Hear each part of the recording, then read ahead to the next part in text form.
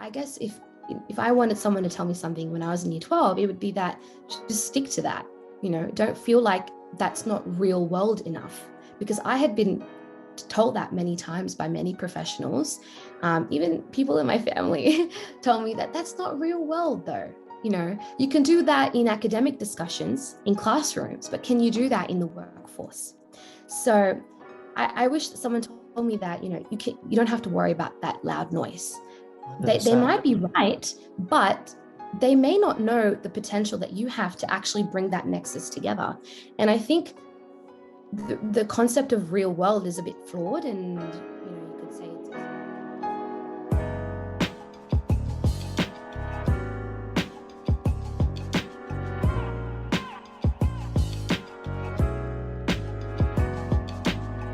We had a chat last week about your approach to high school, and I found that really interesting, and it was quite different to the approach that I had, to be honest with you.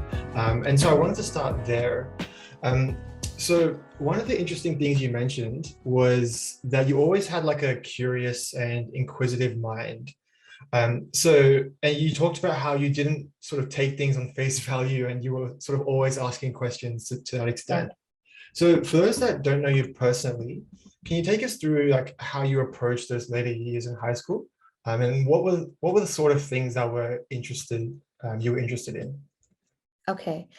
So I'll kind of date back to like maybe year 8, year 9, which is when I really remember taking subjects like history and geography, which were essentially like the humanities subject at the time before senior years. I remember like being really interested in learning about, I guess, just history, different. I guess we also learned about like political structures as well in history.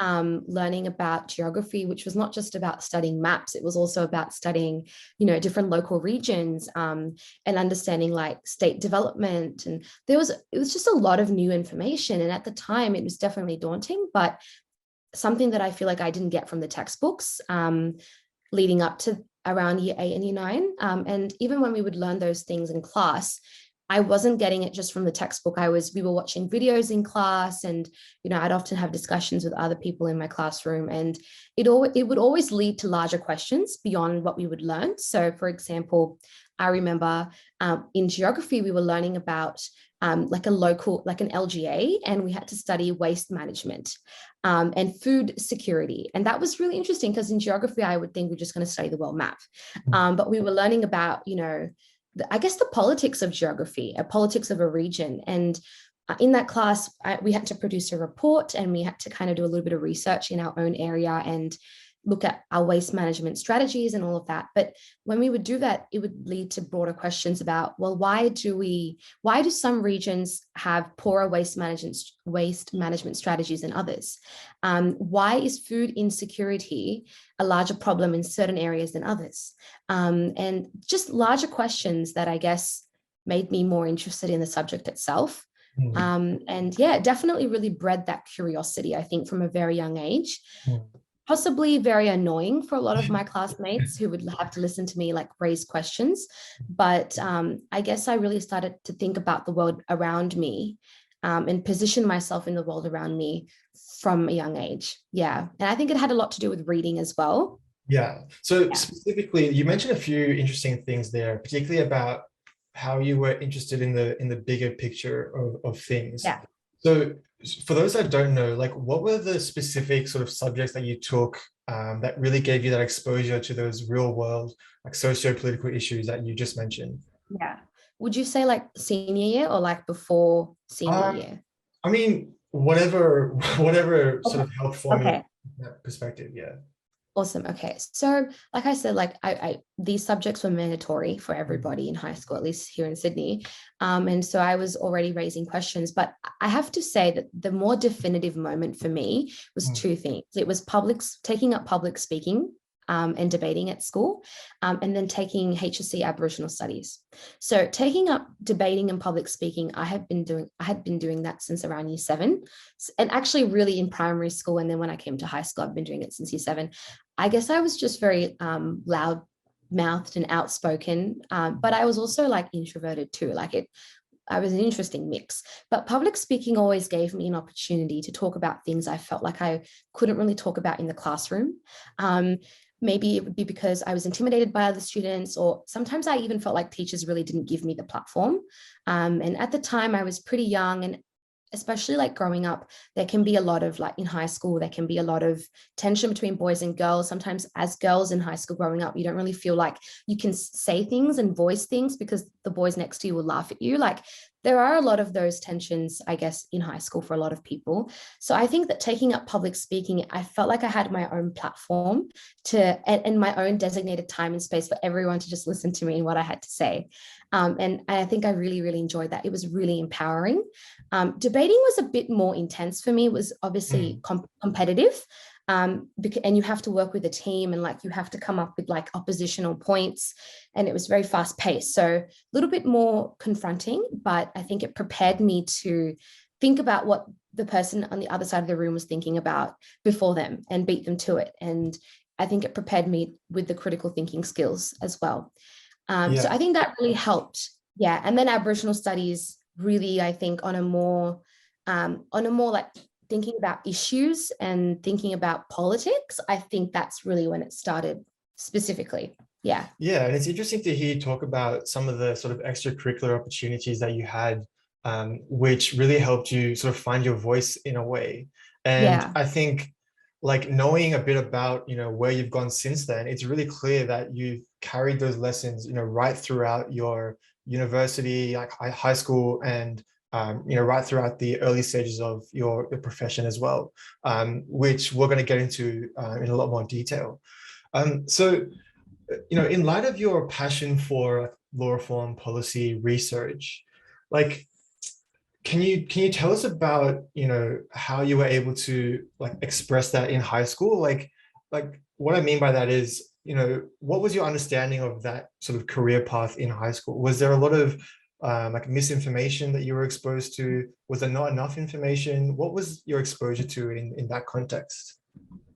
Okay, so I think definitely, we start thinking about what do we pursue, when we leave high school, when we Yeah. enter year 10, 11. It's really the hot topic. And I think a lot of people, like Indian people, like myself, maybe can resonate with this. You do feel pressure to pursue certain degrees in your family, in your community.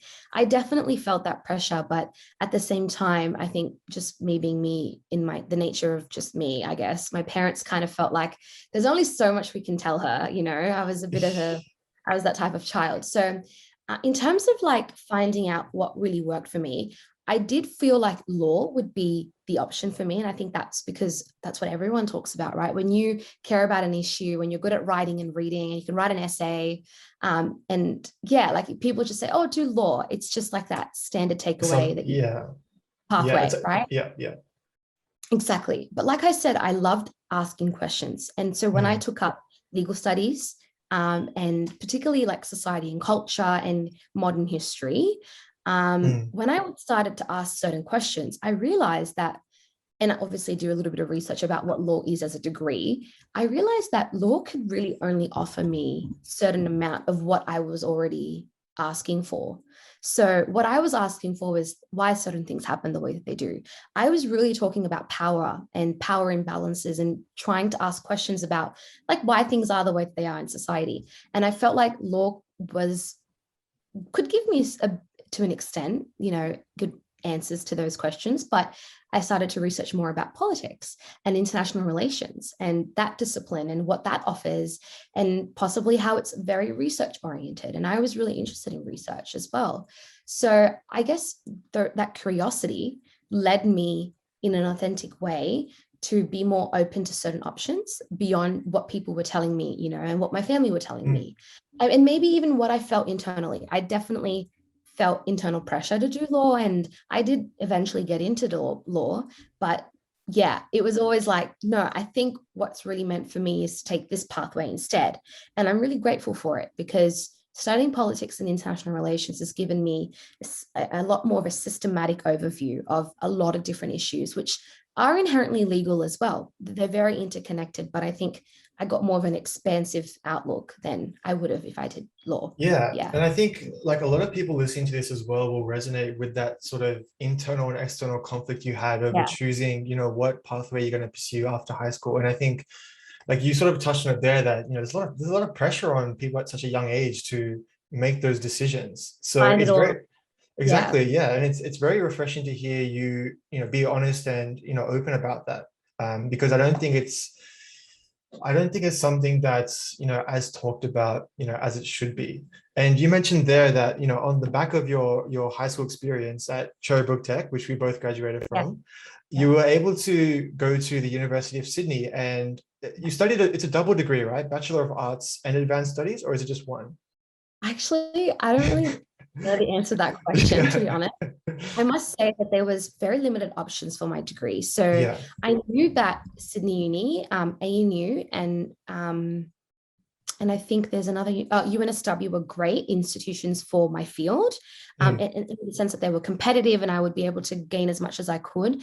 But UNSW, the trimester problem, I didn't want to meddle with that. And then ANU, I didn't really want to move to Canberra. I wasn't ready. So I was like, okay, USYD is the option. So with my degree, it is in arts and advanced studies, but the advanced studies is a stream. So the politics and international relations is a degree stream where you take certain units that are mandatory for the pool of applicants, like the pool of students in that doing that degree, and you do the degree with those people throughout the 4 years. And Right. then the fourth year is a competitive honors degree, like a stream.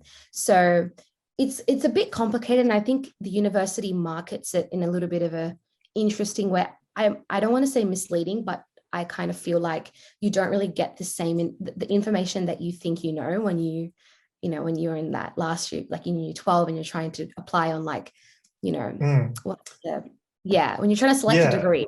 I Yeah. mean, it's funny. I was actually just studying this like half an hour ago about like asymmetry of information, where like one party has all the information. So in this circumstance, it would be the university, right? And then you Yeah. have like an uninformed party, which is like the high school students. So and one of the ways to overcome that information asymmetry is like for universities to signal to students to say, hey, to be open and transparent about what they offer, Yeah. right?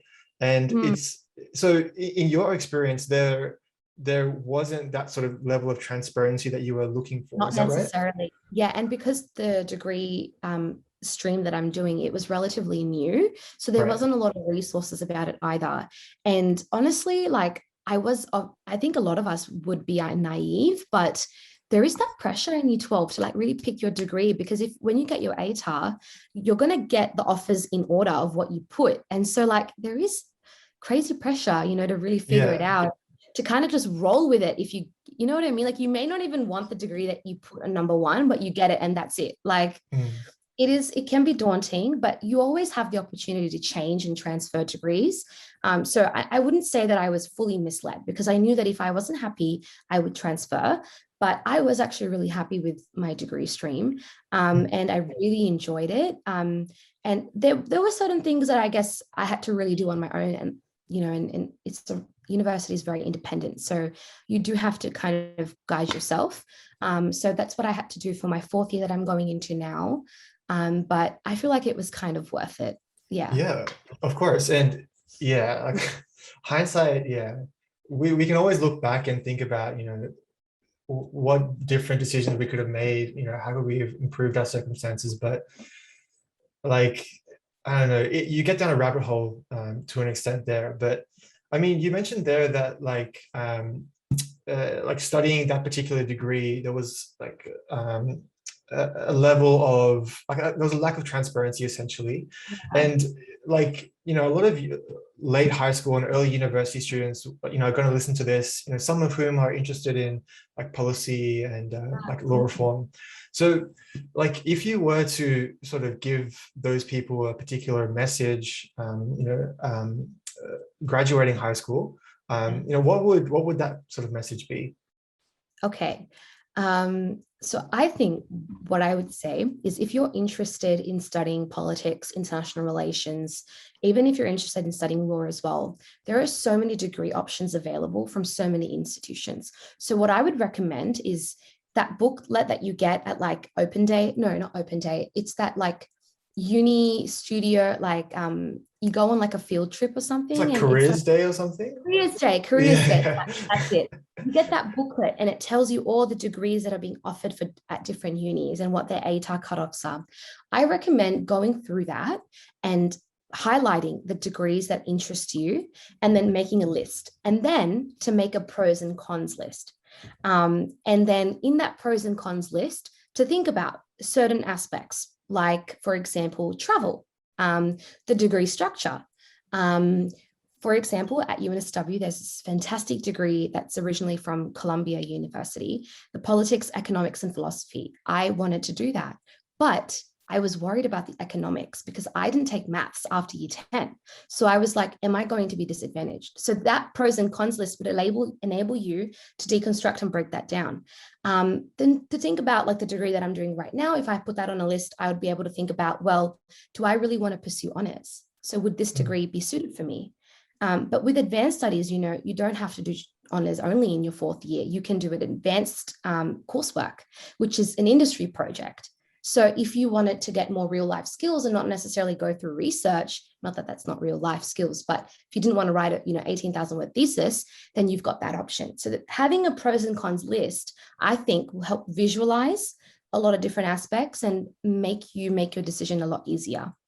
And to also think about HEX debt as well, because that's important. I didn't think about that at all. Yeah, neither did I.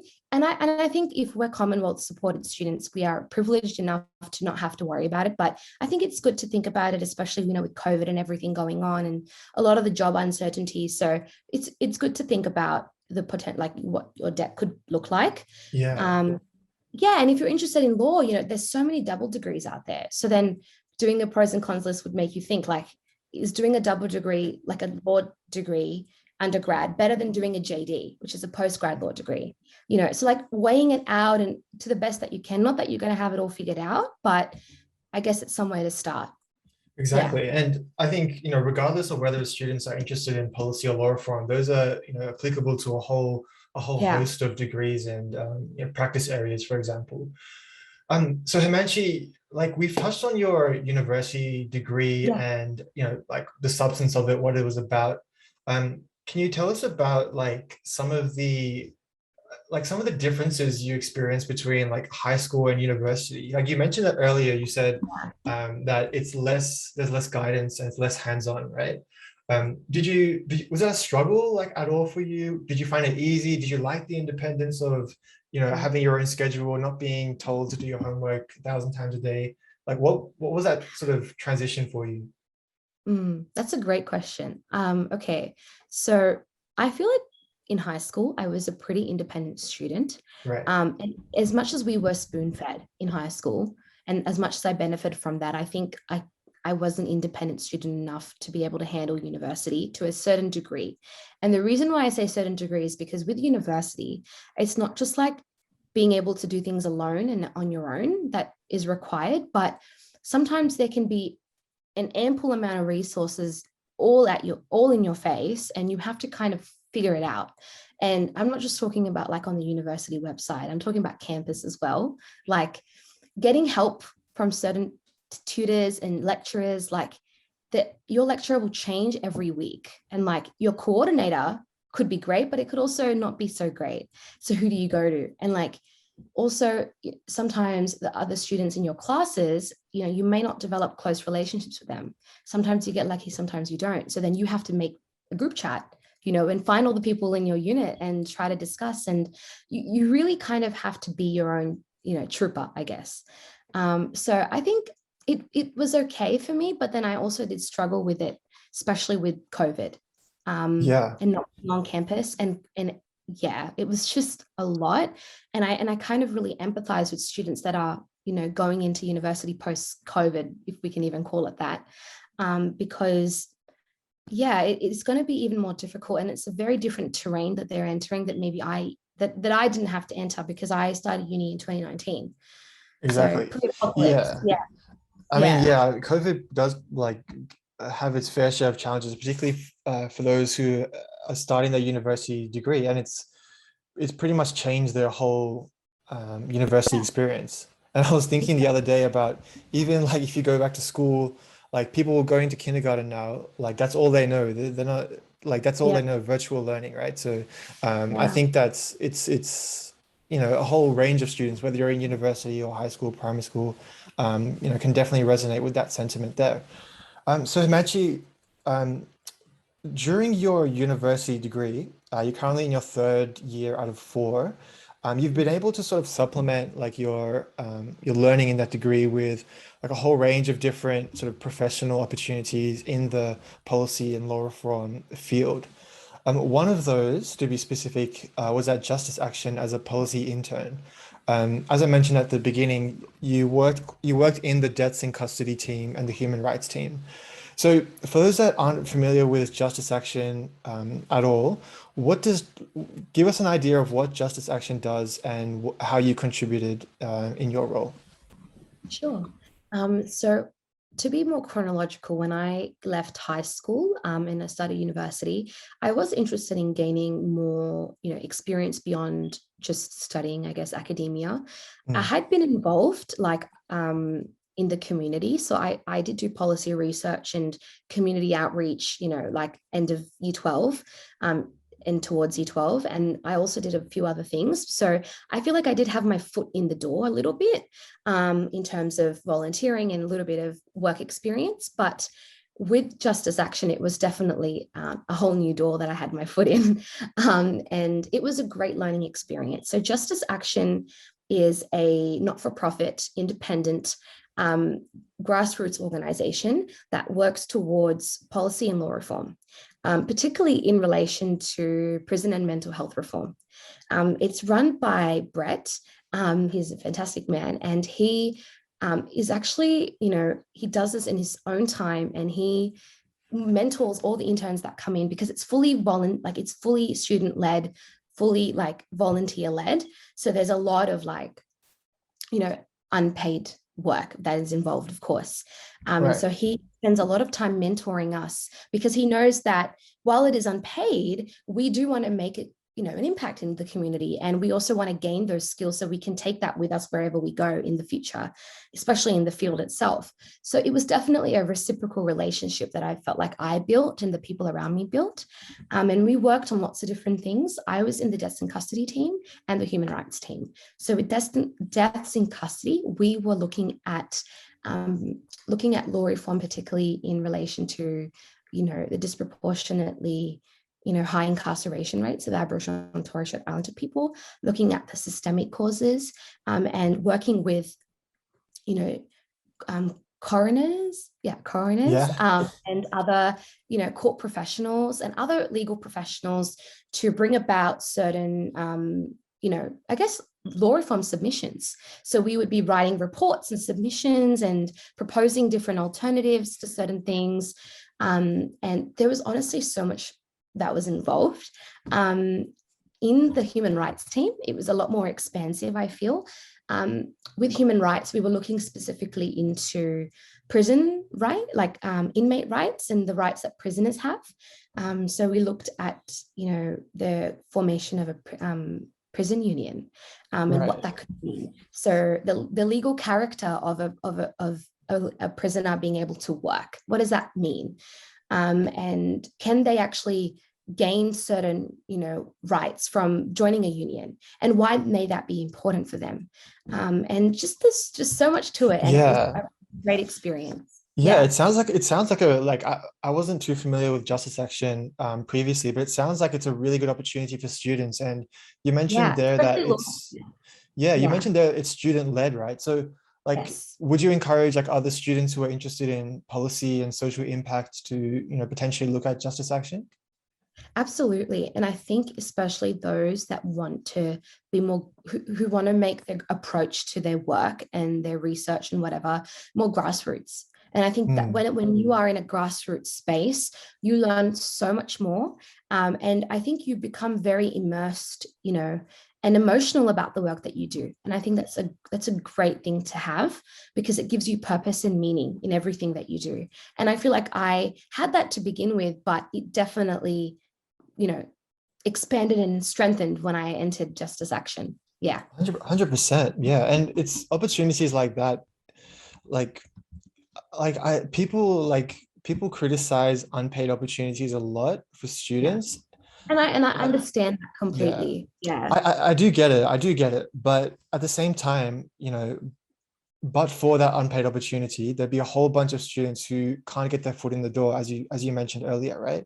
So it's exactly. I do get the arguments against, but I strongly resonate with, some of the opportunities. Like, I've taken unpaid opportunities as well, and you sort of build off that, right?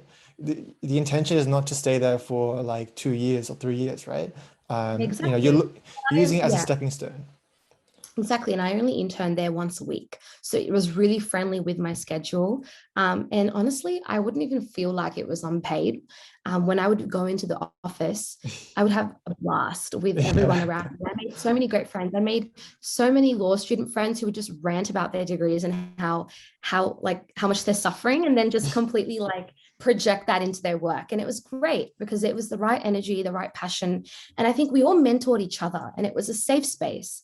And that's why I think internships are so important, especially within your community, because you get to know and build networks. And that's really important, yeah, to build and 100 grow. Yeah, 100%. And there's a lot of students out there who, are trying to get their foot in the door. And, in the Yeah, context of this conversation, they're looking to get into policy and law reform. Like, so just sort of taking a step back and looking at the broader picture of some of the intern and professional opportunities you've had, whether they've been unpaid or paid, like, for someone who's trying to get their foot in the door, like, what can you tell them about that process? Is it a really competitive mm, like environment? Is it tough to land that first one? What sort of like yeah. messages would you sort of give in that context?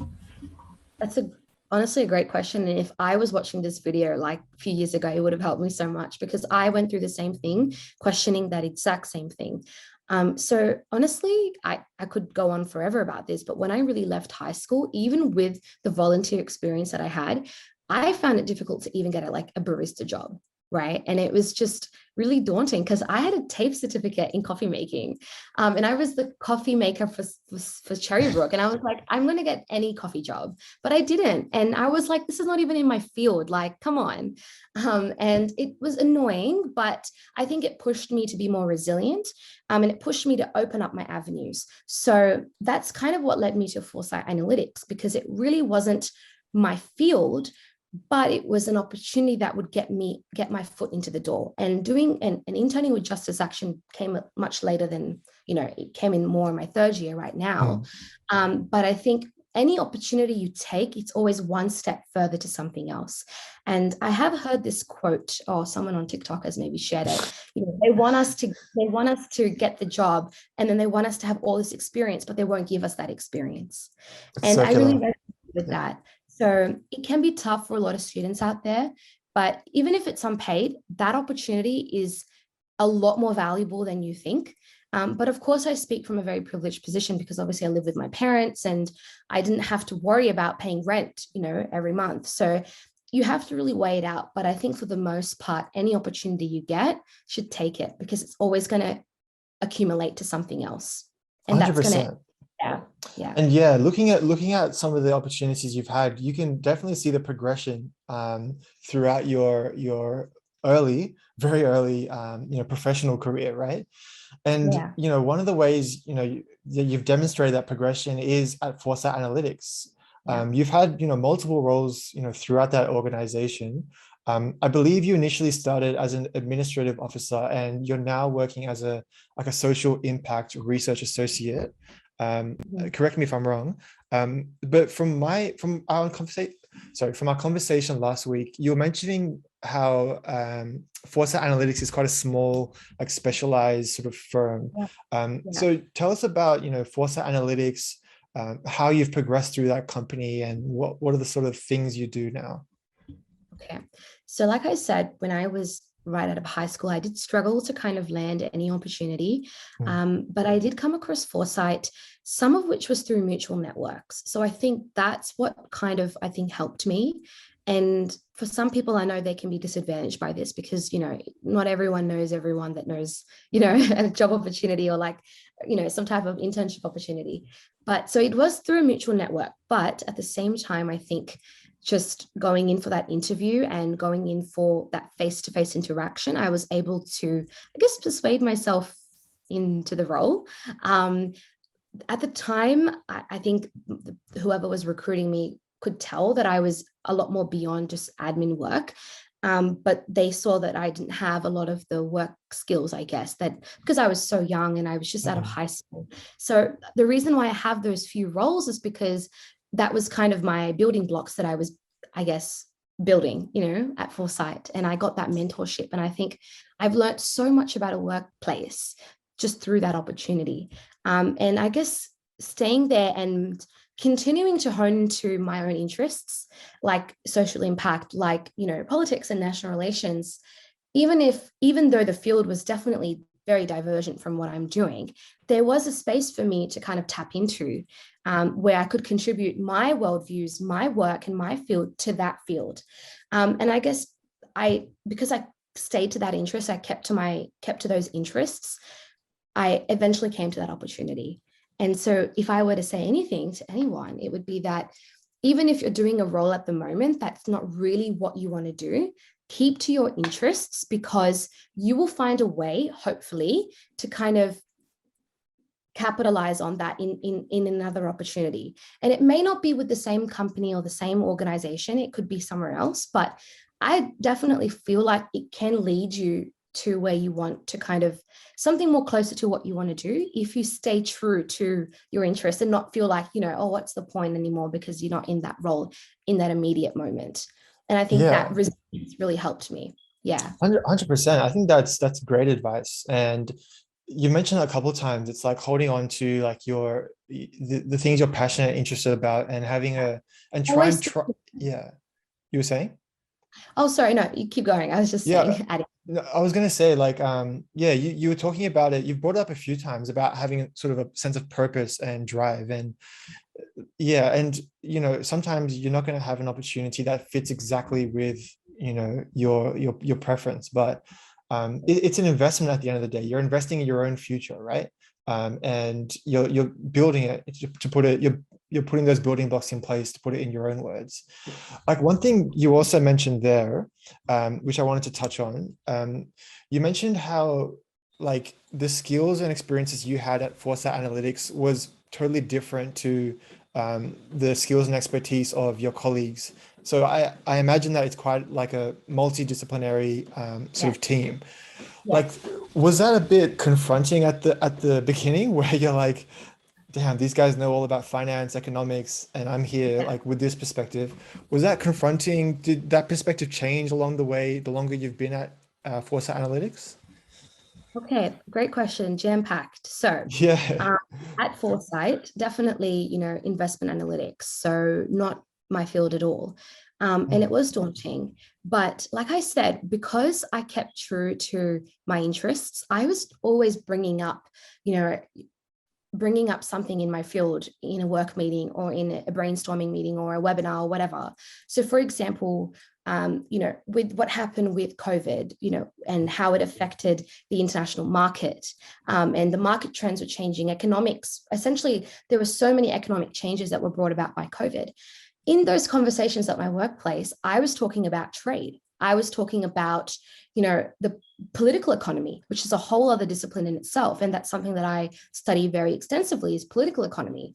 How is, politics intertwined with economic change and economic functions? And I think I was able to kind of bring that interdisciplinarity, if that's how you pronounce it, in the workspace. And that really helped me challenge myself because I felt like I was trying really hard to bring in something from my background into the field because I was like, how else am I going to fit in?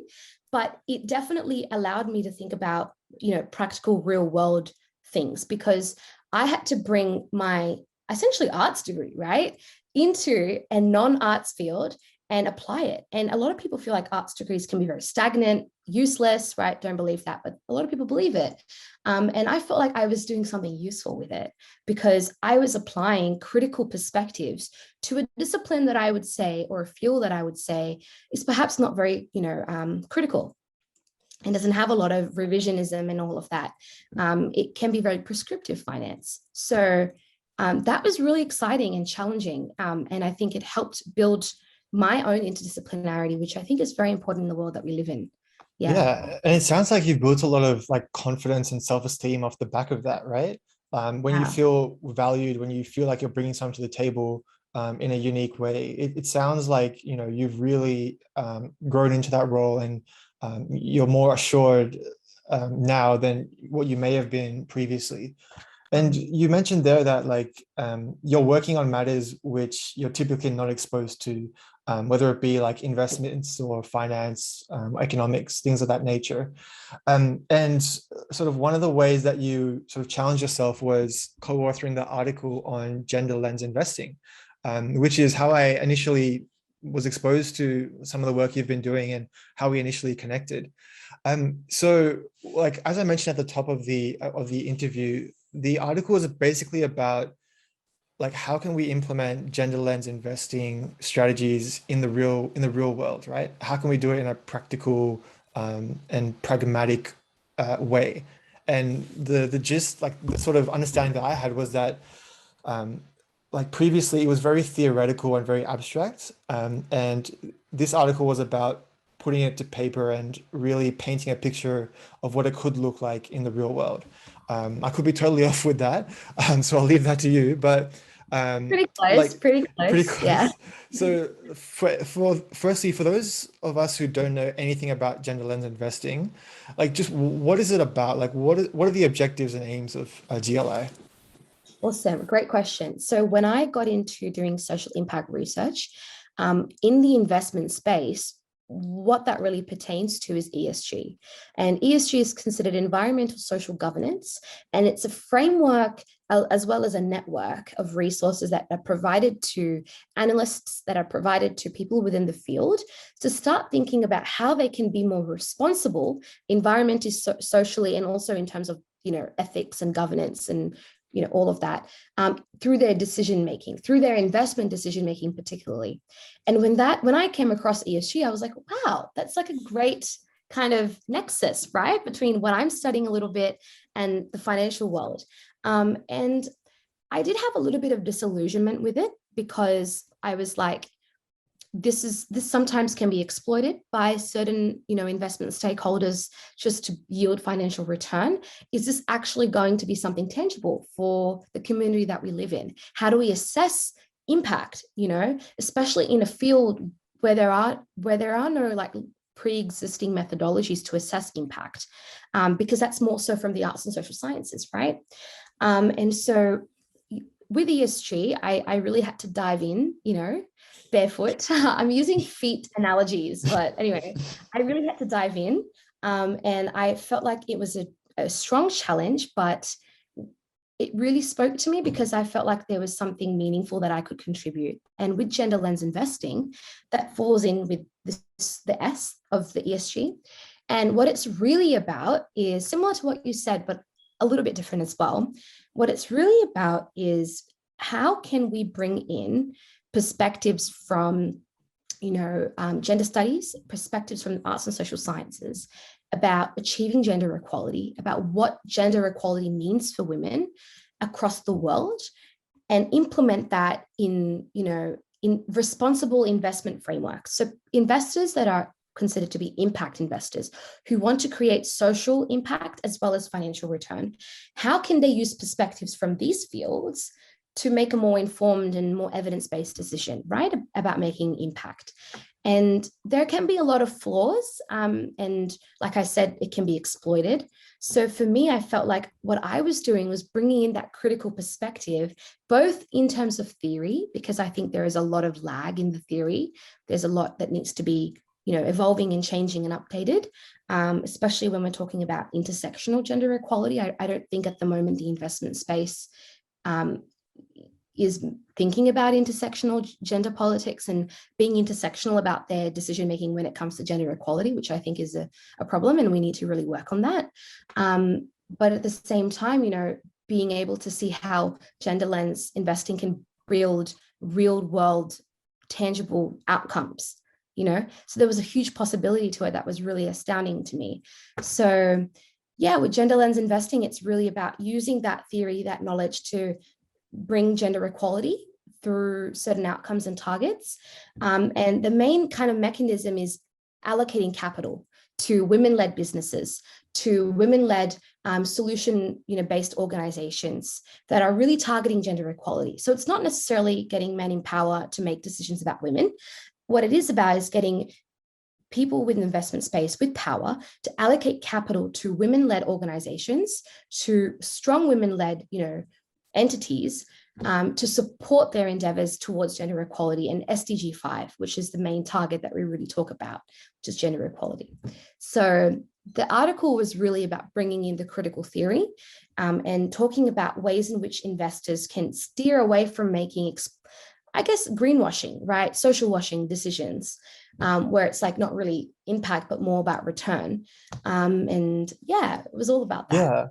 Yeah, it's cool to hear your insights and sort of perspectives on GLI. And by the sounds of it, you weren't familiar with it prior to undertaking that project. No. And, you've been able to, apply those critical thinking skills, which you're really passionate about and really interested in applying in the future as well. So Hemanshi, I'm very conscious of the time. That's flew by. We're pretty much at the end. But just in closing, I just wanted to ask a more general question.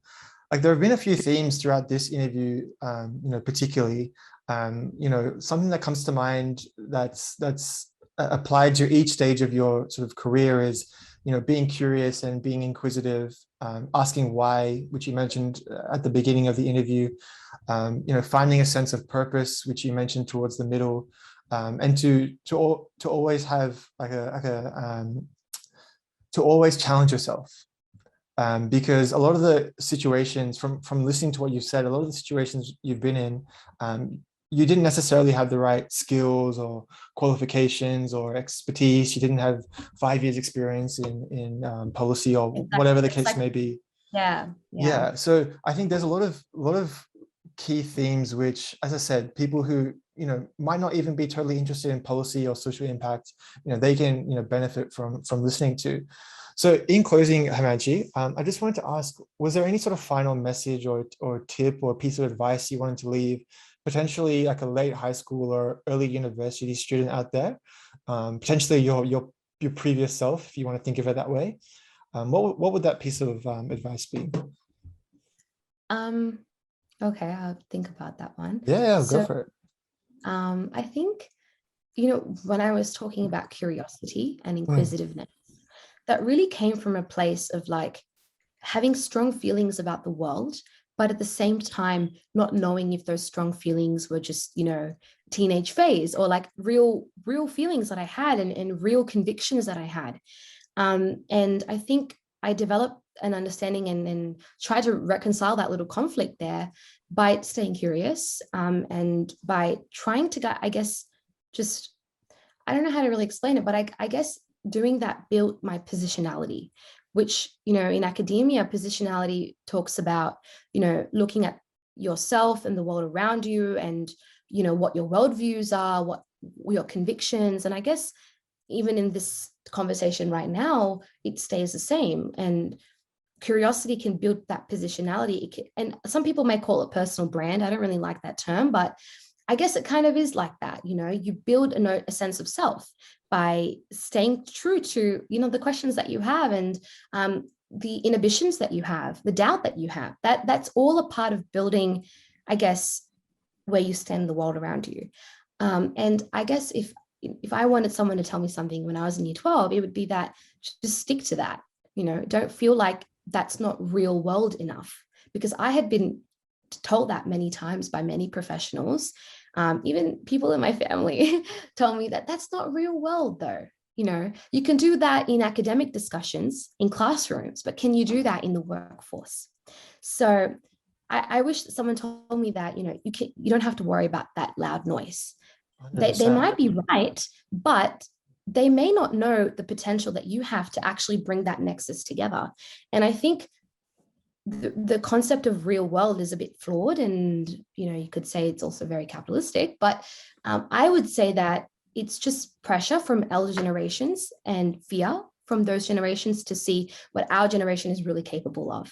So I think that we have to stick to our inhibitions, our doubts, our curiosity, and build that positionality, because that will stick with you and allow you to do things that you probably didn't even imagine, and challenge the status quo, challenge things that exist in society, power imbalances, and take opportunities to help dismantle those things alongside other people and build community. And yeah, I guess Yeah, yeah. I think that message really typifies sort of what this project is about. Providing insights into some of the conflicts and internal conflicts that people, particularly young students, go through as they navigate different personal and professional pathways. So it's very refreshing to hear you be so honest and transparent and vulnerable, essentially, about those experiences, and particularly from someone who graduated from Cherrybrook Tech. I'm always interested and curious about people who are doing cool things from tech and right across Sydney and the state as well. So Hemanshi, were you going to say something?